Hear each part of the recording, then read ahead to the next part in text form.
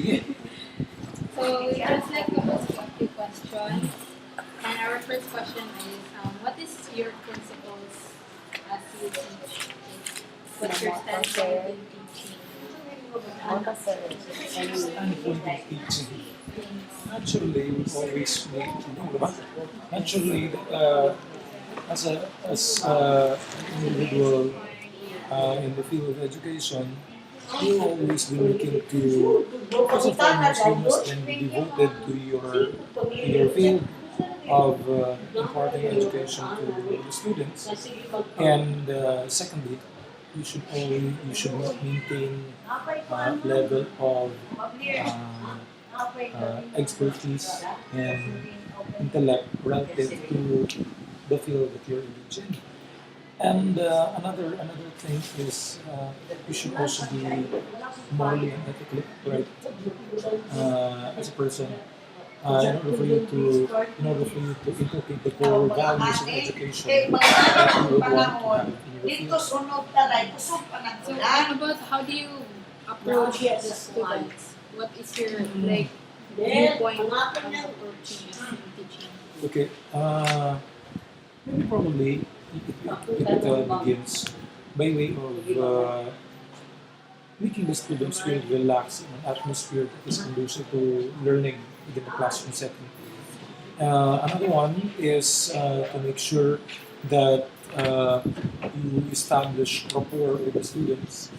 I guess that's also extremely important to establish rapport with the students in such a way that by maintaining a connection with students, it will also ensure that the students would also be would also probably find it a lot easier uh, to associate themselves with the subject and in the process with what the teacher wants to impart and in the process also you establish a kind of working relationship, okay, between the students and the teachers, which I guess is also vital in order for the students to also gain a level of learning from the subject itself. Okay, so sir, what about your methods in teaching? Methods in Like teaching steps? steps.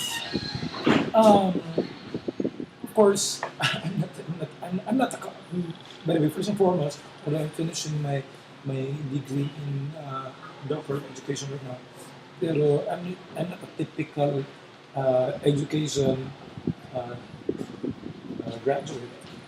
Uh, unlike others siguro. Um, but it begins by preparing for the subject.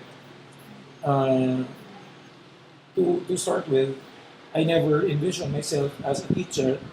So when I began teaching here in Silliman, I never really, not that I'm saying that I never prepared for the subject, but I did. But it probably begins with having the proper mindset. If you're a teacher, you must then prepare yourself. You maintain a proper mindset in order for you to know what you want to exactly achieve. Establish goals which you think are achievable uh, within the course of the semester, within the course of the school year.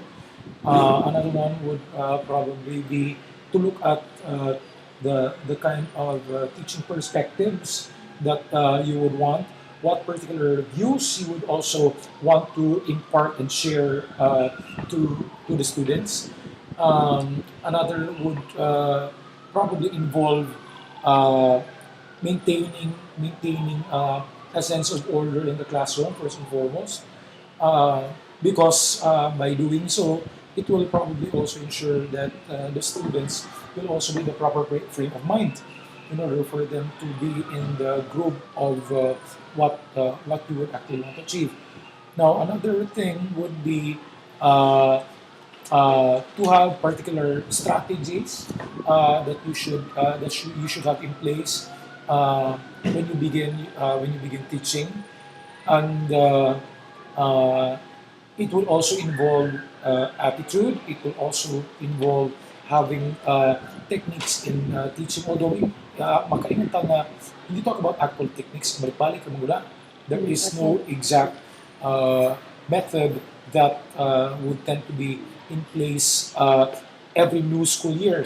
Okay, methods tend to be variable, meaning to say they are actually subject to change, but only a very bit or a very small portion of the teaching method changes. So basically, you are within a position to teach, yet you will also have to be variable with uh, with what type of learning you would want to gain and to give to the students. Like for example, when I started teaching, computers were very crude, so that was a problem. Another one would be the internet was probably far fetched as an idea for research and methodology for teaching long ago. So so good, wala pa ganun tayo. Okay? But as you go along, uh, you would then have to adapt with what resources will then be available to the students, what particular methods of instruction you impart to the students. Before, I remember starting out, there was then this tendency for teachers to dominate the entire discussion, but I believe that that shouldn't be the case siguro. Na naman, because there should be a proper connection between students and teachers to the point that by encouraging an atmosphere that would be co-participative, okay, in the learning process, you will also make it a point that the students would also be engrossed, in classroom activities. And not only that, the students would also be attuned to whatever issues you tend to bring into the course of the discussion. And by doing so, you will then have a classroom atmosphere that will, of course, be conducive to learning. So, sir, do you have, do you know how to, like, how do you assess or evaluate yourself and the students? What do you mean? Myself as a teacher? Like, What kind your of assessments assessment? as in exams and evaluation is your students and yourself. To start with, I'm not perfect. You can never have a perfect scenario in teaching.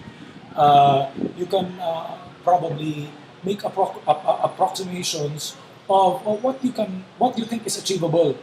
Okay, pero when you talk about the students, when you talk about faculty, my good, you should always remember that in the line of teaching, the kind of instruction that you impart to the students will also be reflective of the kind of learning that the students will then be imbibing, and in the process, you will also be creating a student body which is directly a reflection of you.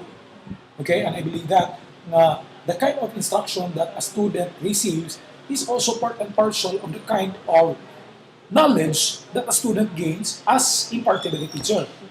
Okay, so I do not also want to have a passive kind of learning process or learning curve, uh, because I believe that coexistence in education means a workable relationship between student and teachers. So the efficiency in learning is also guaranteed if the teacher also shows as much determination to make education work. So if you ask me a gauge, I probably put myself around 8 siguro. But because I believe that 9 would be too high and you're never perfect, so you're never 10. So, think about to my line of thinking, I believe siguro na I'm around 8 siguro. Okay. Okay. So, what kind of exams do you usually give to the Exams, Or as in your case, you receive objective exams, but we will also be having oral exams. Then we will also be having oral exams or graded recitations. We will also be having essays. Okay, pero ang essays will come much later on. So mostly siguro for the meantime, objective and oral. Thank you, sir. Ah, ito. Ito na mo, ma'am? Ayun na nai-edge na akong tingog dira.